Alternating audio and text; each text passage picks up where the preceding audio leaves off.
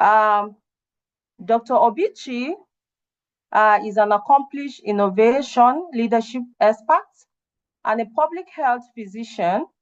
He leads the research for impact initiative for Nigerian TED Fund, which is a tertiary education trust fund, where he has trained over 500 lecturers from all public universities and polytechnics nationwide on research commercialization. And Dr. Obichi is the founder and president of the Young Innovation Leaders, which is the YIL Fellowship, a Pan-African platform nurturing young professionals to drive innovation in their fields. Now, through collaborations with diverse organizations and multilateral agencies, the YIL Fellowship empowers African youth to address global challenges innovatively.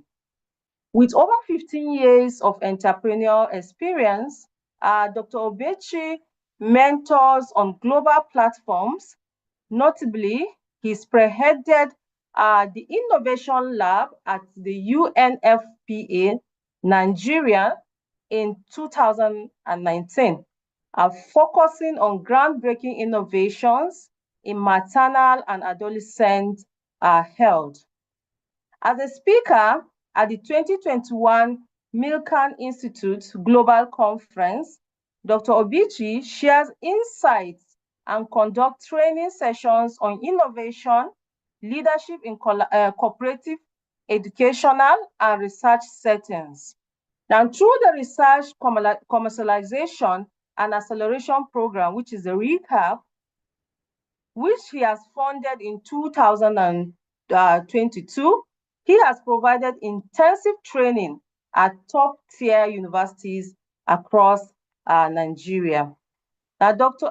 Obichi, a Nigerian-trained physician, holds a Master's of Public Health degree and an MBA in Innovation and Venture Creation from Israel.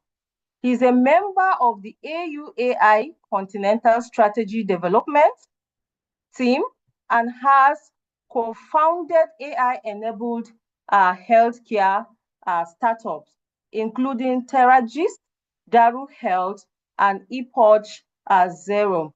Ladies and gentlemen, professors and doctors, I want you to join your hands and welcome our esteemed facilitator, a person of Dr. Obichi Obiajunwa. You're welcome, sir. Thank you very much, everyone. Good morning for those in this time zone. Good morning, and greetings sir. to you. Greetings to you. It's a pleasure to be here. This morning, we're going to be discussing from bench to business. Let me just say that the last section, the last speaker did a lot of wonderful job already on what I'm about to share, but this is supposed to be kind of a practical section. Thank you so much, H, for having me. I count it a pleasure and honor whenever I have the opportunity to speak to researchers, sharing my thoughts on implementation science, on research commercialization. This morning, we're going to be discussing the 3 secrets for idea commercialization. How do you move your ideas from your research, from just being a concept, from being a publication to the marketplace? And there is no better time to have this conversation, no matter where you are in the world today, especially if you're a Nigerian lecturer or researcher. We want to begin to ask that question. I believe you can see my slides as we delve in. Yes, sir, we can see your slides. Excellent, thank you. So for my bandwidth, I'm going to off the video, please. Okay, so this morning, we're going to be looking at how you can move from bench to business with your ideas. Let me start with a story that many of us can relate to. Yesterday, I met a lecturer here in Abuja, actually. One of the lecturers undergoing my training currently in Abuja. Now, this is a brilliant lecturer. He has researched extensively, published hundreds of articles, top 2% Elsevier publisher. And he has also worked on very innovative agricultural research, some that could even significantly boost crop yields in the country, rooted in years of research and experimentation.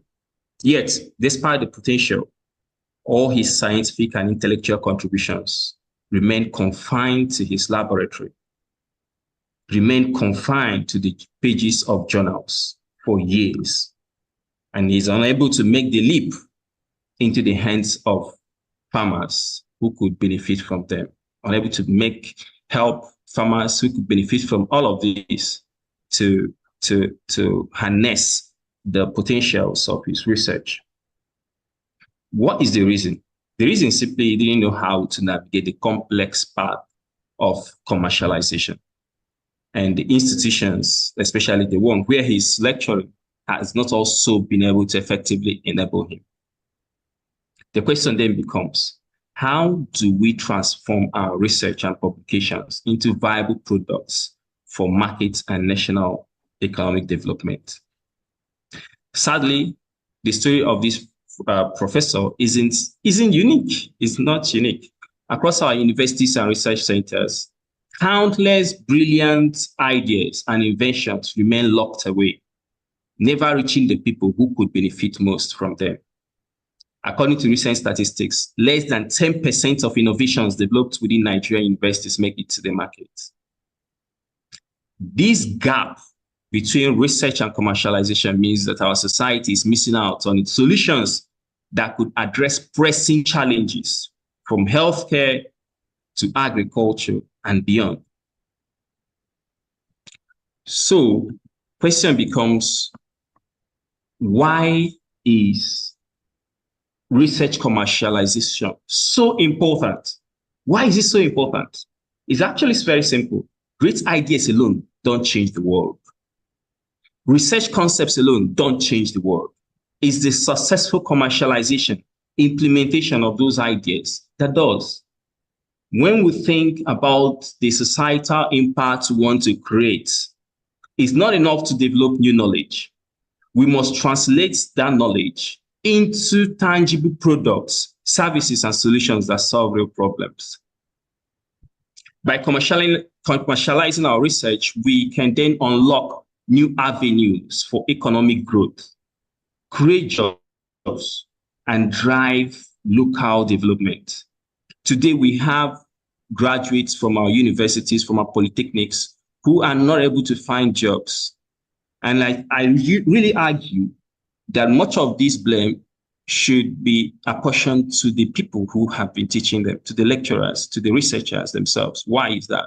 Simply because when you teach someone, you should actually equip that person beyond the mere theoretical knowledge and all of that. And gladly, this is one of the things we're doing here, teaching and empowering lecturers to be able to empower their students to go out there and use the knowledge they have gained to solve practical problems in the society. Yeah, I think it's time we begin to really rethink our model of teaching. And also, in today's economy, one of the places where you see people really suffering would be in citadels of learning, and that is an irony. You see people have the knowledge. Knowledge is no more wealth, as we used to say. It is actually knowledge that is translated. It is knowledge that is harnessed. That is what is wealth. So we're looking now to see that more lecturers, more researchers are able to translate their knowledge. And that is why it is so important that we discuss commercialization of research. If we must improve lives, if we must transform industries, if we must advance our nation's position on the global stage, then we must engage in commercialization of our research.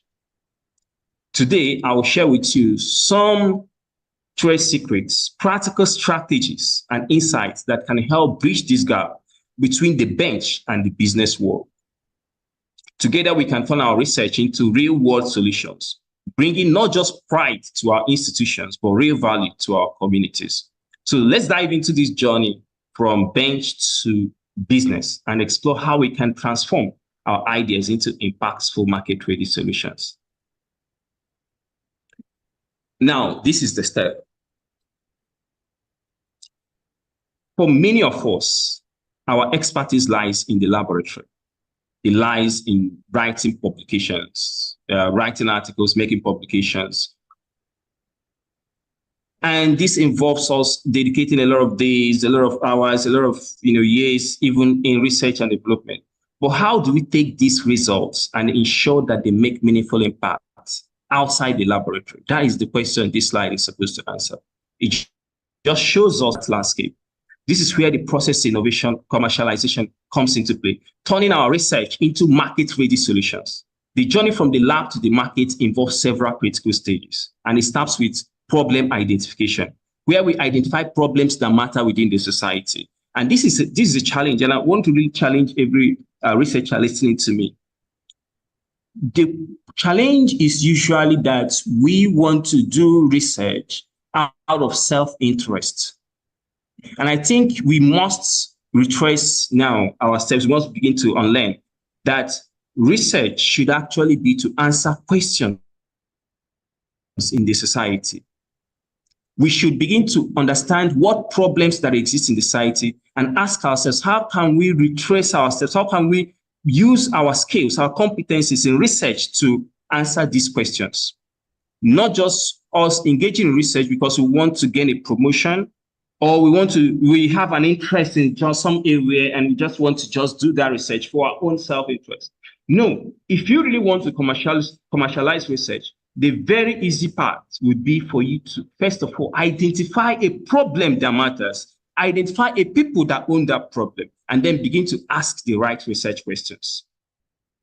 Now, once you have identified the problem that matters, the next thing is what? Research, where you then begin to rigorously test your ideas and refine them in order to solve that question you had identified. We must learn to ask the right research questions. The ones that are demand-driven, our research questions basically will have to become demand-driven, basically to answer the questions in the society, whether it be policy questions, whether it be social questions, as a matter of fact, or even commercial questions that the industries have, right? So we have to ask the right research questions. Once we have promising results from our demand and market-driven research, the next step is prototyping, creating a working model or preliminary version of the product or solution that we intend to push out there in the marketplace. This prototype is essential because it allows us to test how the idea might function in real-world conditions, making necessary adjustments along the way. Now, this is critical because this is actually one of the reasons why people get grants and others don't. Because you want to now begin to move from just the thoughts, level of your research, from concept to real practical manifestation of your research, of the research concepts you have developed. This is a critical step. Most times we stop at the research and then we make publication instead of advancing to prototyping.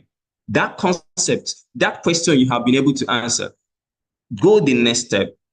Try to model it, try to birth it in the real world now. Try to visualize it, try to make it something that is tangible. Demonstrate the basic functionalities of the concept you have been able to develop. Very important. But it doesn't stop there. After prototyping comes the crucial stage of market introduction, bringing the solution to the people who need it.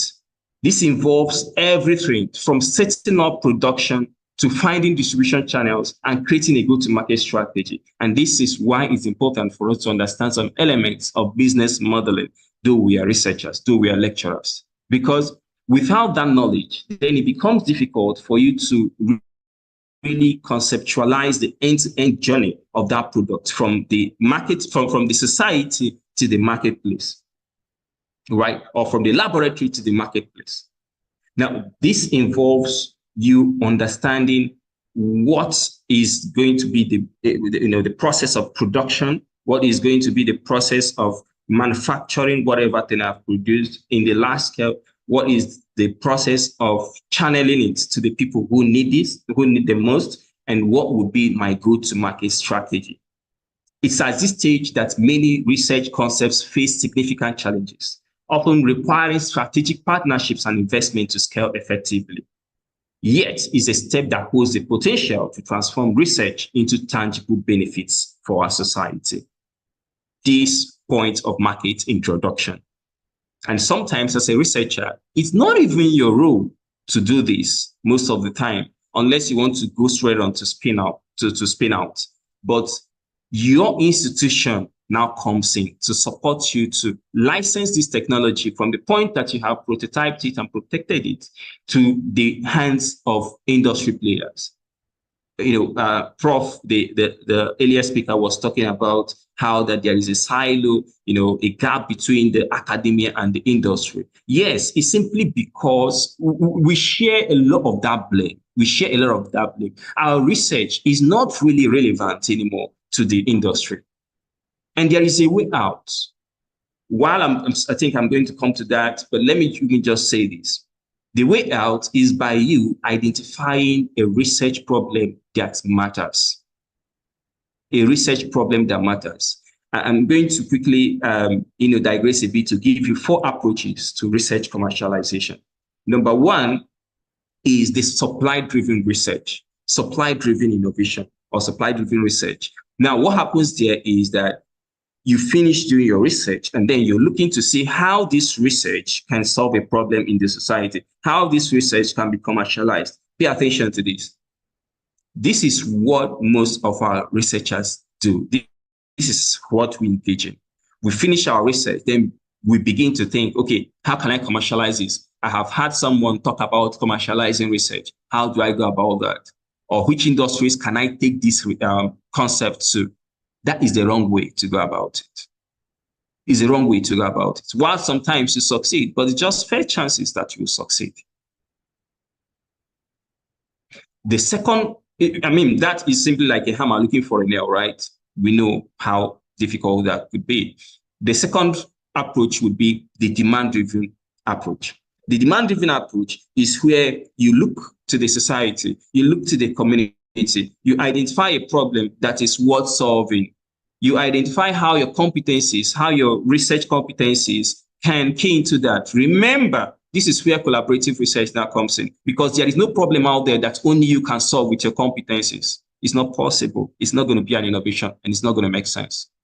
So what you're then going to do is to do what? Identify that problem, identify the interdisciplinary collaboration that you need to solve that problem, and then you go ahead to answer that critical question. Develop a solution to that problem. When you have developed a solution to that problem, then it becomes very easy now for you to eventually spin it out, trying to answer the question to what the identified customer segment you have started with, because it's a loop. It will come back to them. You had earlier identified them. You had earlier identified the need that they have. So it's easier now that when you now have a solution for you to circle back to them to solve their problem. It becomes easy. It's easier that way. And you're talking to investors, it's clear in your head who the persona is, who the archetype is, who the end user is. It's not in doubt. And this factor alone defines everything in your research journey. That you have in mind the exact person whom you want to solve their problem. But right after that, we even have a more interesting approach, which I call accelerated approach, accelerated innovation. In accelerated innovation, now, this is where the problem of the silo we have between the academia and the industry gets to be solved. Because at this point, you don't even begin the research without identifying a company or an institution out there in the marketplace that you're going to work with. We call it accelerated. Those companies have problems already. They have problems already. But you know the sad part? They go ahead to import all the technologies they need to solve these problems. That is what they do.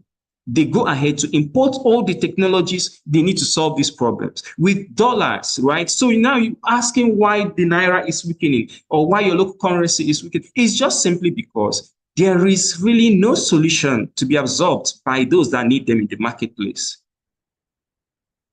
So what are you going to do? You simply approach them, not with a solution, but with a proposal that, look, you're losing 10 million naira every quarter because of this problem that you have. Can't you see that I can solve it?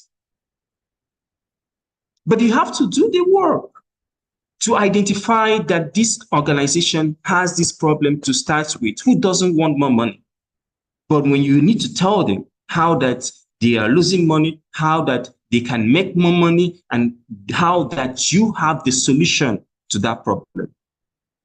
Are you asking for their money? Not yet, but you need to make sense. You need to make business sense, first of all. That is where to start from. You don't go with a solution. How come that we don't really get this? So you have to go with a problem, make them identify and see themselves in that problem. Then conversation starts. They now trust you. They become part of that process. By the end of the day, a solution comes out, which is now co-owned. So your problem now is that you're not going to look for who is to uptake the solution. No, there's not that question. That question doesn't arise anymore because they are part owners of the solution anyway. So it slides from your laboratory into the organization seamlessly. And I talk about it and it looks like this is just too sweet to be true. But that is what it is. The problem we have is that we're looking for the MTNs, we're looking for the Globe, we're looking for the Shell companies. And no, there are SMEs in your community, start with them. They also have problems. There are startups, start with them. Most technologies that you're using, they are imported. And I promise you, when you have that solution that is locally made, which solves the problem for which they are importing technologies, go to NOTAP. NOTAP will ensure that they can help you to stop this company from importing that technology. That's another conversation. It's just that we have isolated ourselves and we are serving our interest and we are looking to see how to get the next promotion from our research. And then we blame the industry for not trusting us. But we are just the cause here. After that, the other one is when you decide to solve social problems. And I call it public policy-driven research or public policy innovation, where that your research is simply to solve a societal problem that is socially inclined. As Professor Charles talked about it, all these developed countries, they look to the universities to help them to make policies and refine policies, right? You can also do likewise. When you identify the problem, why people still maybe doing why insecurity is still increasing in a particular section of the country, yes, it may just be some behavioral loopholes and all of that. Now, a policy can actually be directed towards that, but your research have found out about that. So what do you then do? You just simply publish? No, instead of you to develop a policy brief and engage the right persons in the National Assembly. Let that conversation start from there. Evidence-based policy making. They shouldn't just be making policy out of their head. It should be based on the evidences that the universities, that the researchers have given them. That way, it becomes easy for us to get to the market. And market here now would be policymakers as well for this fourth category. It's important before we go any further to distinguish between invention and innovation. Invention is about creating something new. We need to get this out of the way because if we don't, then we're not going to make a lot of progress when we talk about commercialization of research. Discovering a new or a unique solution to a problem or developing a groundbreaking technology, that is what invention is. It is that spark of creativity. and curiosity that drives researchers. Right? However, innovation is completely different. It's about taking down new creation and turning it into a product or service that people can buy and use. And a simple definition, it is the process of creating a viable new offering. Viability must be there. And that is simply the word that differentiates between invention and innovation. While invention focuses on discovery or novelty, innovation focuses on delivery, getting that invention into the hands of those who will benefit from it. Without innovation, even the most novel ideas risk becoming nothing more than journal publications or prototypes that gather dust. But when we innovate or commercialize, we ensure that our inventions become more than just concepts. They become tools for change, driving progress in industries, communities, and even the entire nation. And to achieve successful innovation and commercialization, one of the most critical steps is to conduct a market readiness assessment. I mean, it's beyond the scope of what I'm supposed to teach this morning. You need to understand that there is what we call market readiness levels, innovation readiness levels. There is a pathway to maturity of technologies before they hit the market. But suffice it to say that before launching a product or service, it's crucial to understand the market needs and customer pain points. Who will use this product? What problem does it solve for them? How does it compare to existing solutions in the market? These questions should be answered. Otherwise, your efforts may be frustrated. Engaging with potential customers early on is essential for market validation. This means getting feedback on your prototype, refining it based on that feedback, and ensuring that the solution you're developing truly meets a demand in the market. We call it market validation, ladies and gentlemen. This is something that is critical that we must understand. I'm going to come back to it, because this is where qualitative research comes in, which most of us have neglected these days. Market validation helps us to prevent, helps prevent us from spending time and resources on solutions that, while innovative, may not have a viable market or a willing audience. So oftentimes we have ourselves with inventions that, while these inventions are very, very, great, wonderful, but it's not appealing to any set customer. Okay, so that is why you need to validate the market. And this is a very wonderful skill, I think, that we should all have if we want to commercialize our research. By understanding the commercialization process, we position ourselves not only as researchers, but as solution providers, as wealth creators. We ensure that the efforts we put into research translate into real-world impact, bringing new technologies, products, and services into the hands of those who need them most. Let's take a closer look now at the 3 secrets that can help make this journey smoother, ensuring that our research efforts truly see the light of day in the marketplace. I'm going to be sharing just 7 trade secrets for successful commercialization of research. Okay, now that we understand the process of moving from lab to market, let's explore some of the 3 secrets that can make commercialization successful. These are the key strategies that can turn promising idea into market-ready product or service and help you navigate the complexities of bringing your research to the real world. Number 1 is market research and validation. This is one of the most crucial steps in commercialization before launching any product. Yes, this is just that very crucial step. It's essential to understand the market landscape, who your potential customers are, what their needs are, and whether your solution is something they would pay for. This is where tools like customer discovery come into play. Engaging potential users through ethnographic research, deep interviews, and surveys helps you to gain insights into what the market truly needs and what pain points they experience. This is important, and we neglect it most of the time. That ability to go out there in the marketplace and immersing ourselves in the problem that the end users have.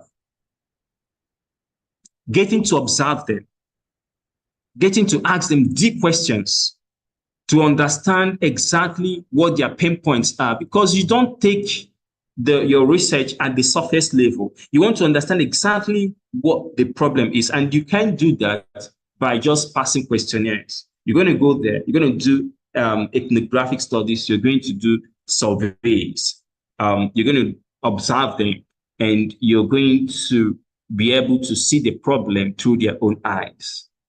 Think of it as doing a reality check for your idea. It allows you to validate demand, refine your product features, and ensure that when you eventually launch, you're not just offering something new, you're offering something that people actually need and want. This process can save you time, money, and effort by ensuring you're building the right solution from the start. Why I bring this as number one is that sometimes I hear lecturers or researchers say that, yes, we've made efforts to commercialize our research, but it doesn't work in any way. That's one. Second is that we have solutions and we're going to the industry and they don't care about it.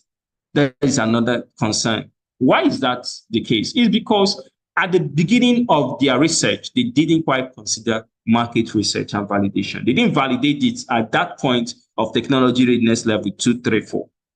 They went on head on until they finished their research. Then they are looking to see what miracle that will happen. The next one is to build a strong value proposition. A value proposition is essentially your promise to your customers. Why should they choose your product or service over existing alternatives? This is the core of how you communicate the unique benefits your innovation offers. A compelling value proposition answers these questions. What problem does this solve? Why is it better than other solutions?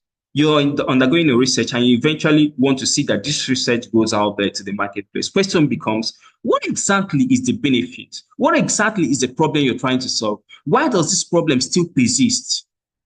Why has no other one solved it? And how will yours be better than existing alternatives? Why? How?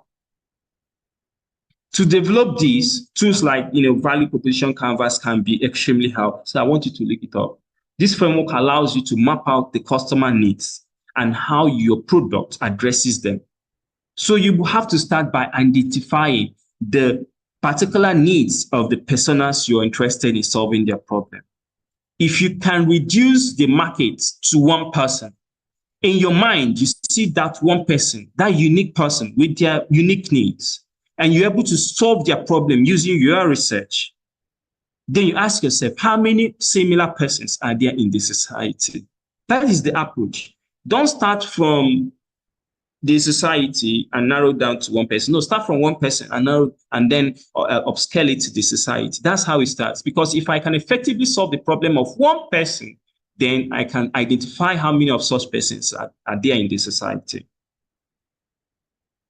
A strong value proposition not only helps attract customers, but also becomes a powerful tool when pitching to investors or potential partners. Very important. You can then have a strong story to tell when you have a strong value proposition.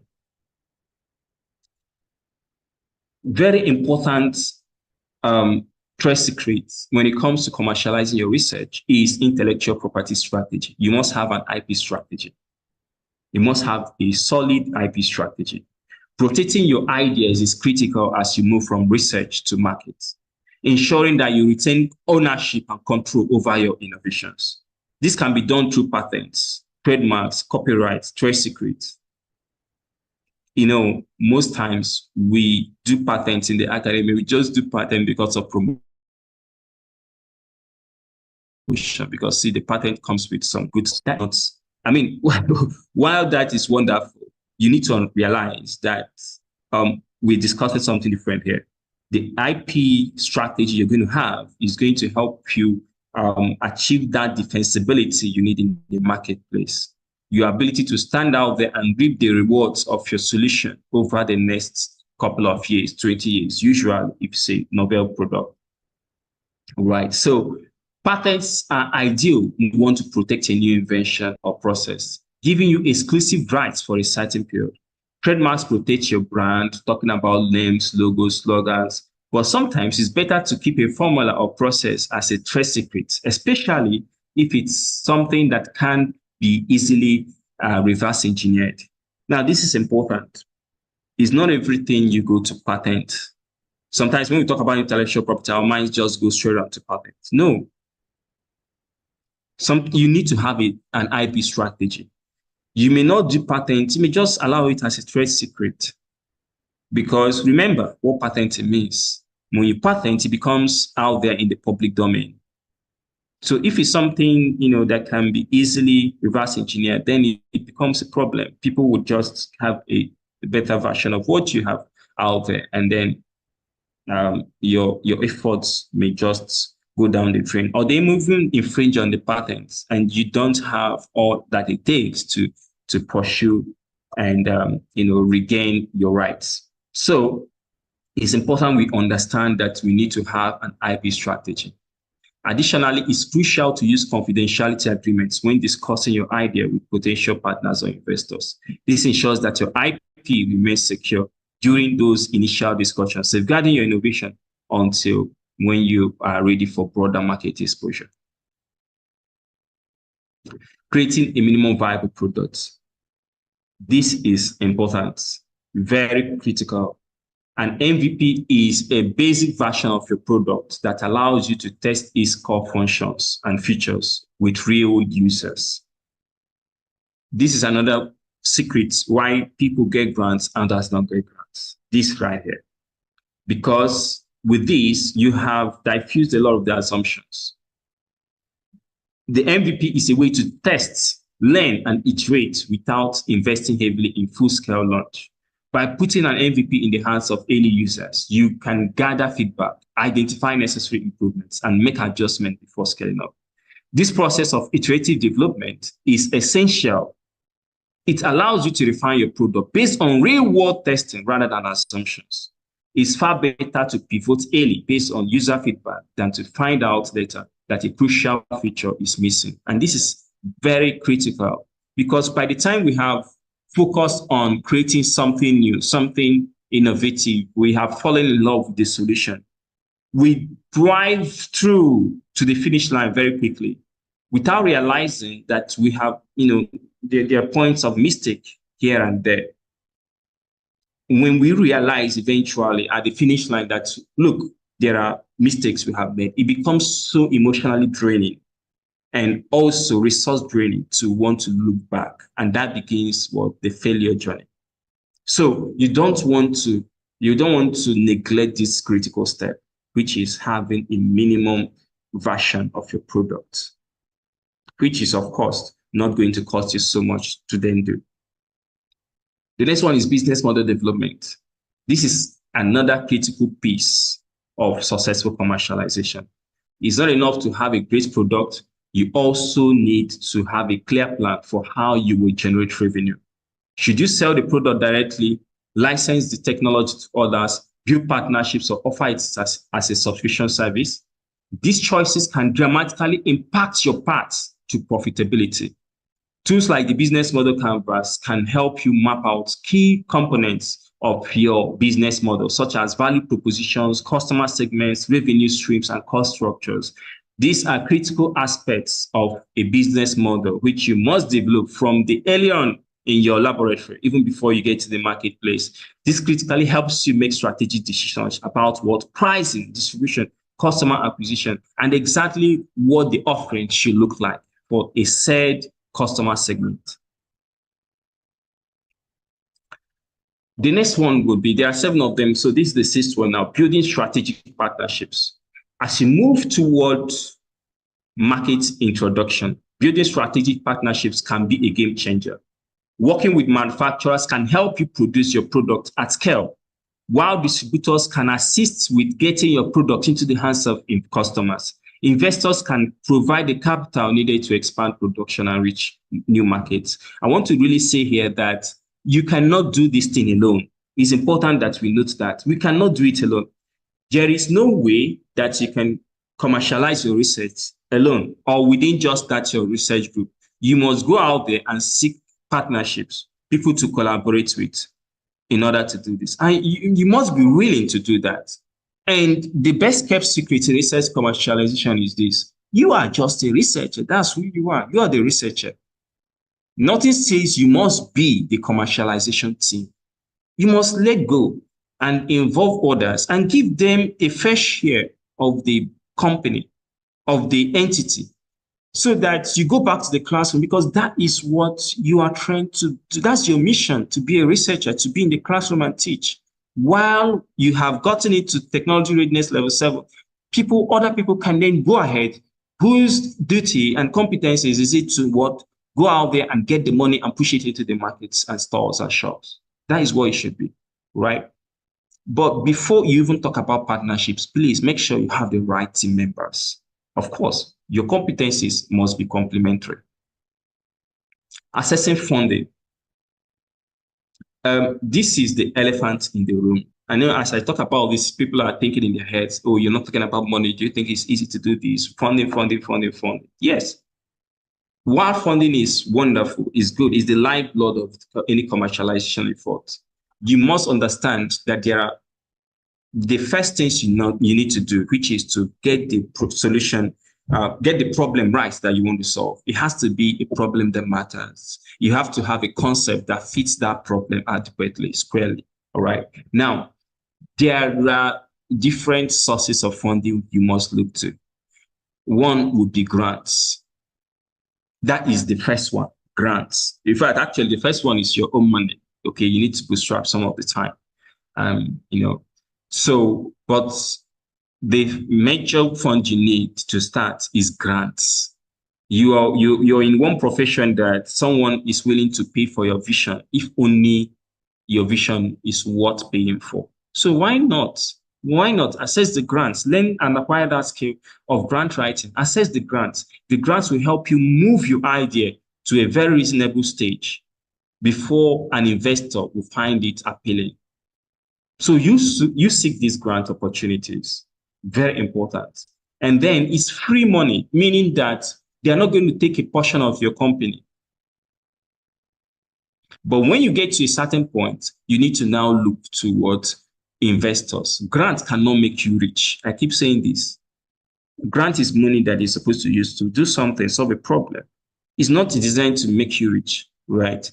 Someone's money is designed to make you rich. That is the investor's money. The investor is actually coming so that the both of you can become richer, right? He makes you rich, he becomes richer. That's the point. He's not coming for you to remain poor, right? So his money has one mandate, to make you rich. That is what you should look towards, getting enough of it. And for you to get enough of it, you must do your homework, right? Use grants to advance this research to a certain extent. Then when you get there, for you to win grant, you must have a compelling pitch. You must be a good storyteller. You must have that clear ability to communicate, that ability to clearly communicate the problem you're solving, the size of the market, and the impact of your solution. Investors want to see not only that you have a great idea, but you also understand the market, the competition, and you'll be able to attain what sustainable growth. Once you have these things checked, forget it. Forget it. Ladies and gentlemen, successful commercialization is not just about having a groundbreaking idea. It's also about validating the market. It's also about building a strong value proposition. It's also about protecting your idea, developing an IP strategy, and all of this that we have discussed. Because of time, I don't know if moderator, I still have any more time, but there are challenges that I may want to, talk about. But if there is no time, I think I can stop here and take questions. Wow. Thank you so much, sir. Thank you for this mind-blowing, wonderful, and insightful presentation. We really appreciate this delightful presentation, sir.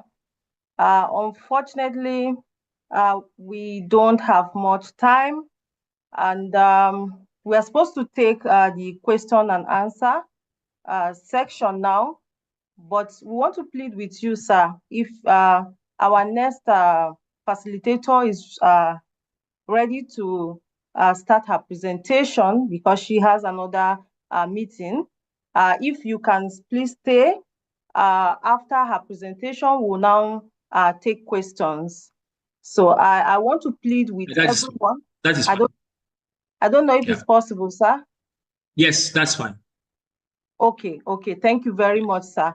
So I will plead with everyone to please write down your questions. After the next session, we will dive into discuss more of this very important session. Thank you very much. This has been a very, very fascinating session, full of practical insight and inspiration. Thank you so much, sir, for sharing your expertise, walking us through the journey of training ideas into impactful business. Thank you so much. We really appreciate you, sir.